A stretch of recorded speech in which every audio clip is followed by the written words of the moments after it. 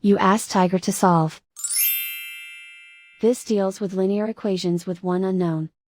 The final result is x equals 24. Let's solve it step by step. Group all constants on the right side of the equation. Add 8 to both sides. Simplify the arithmetic.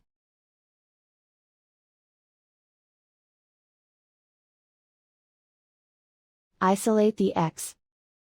Multiply both sides by 4. Group like terms.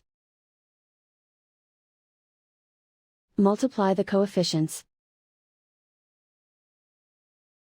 Simplify the fraction. Simplify the arithmetic. And so the final result is x equals 24.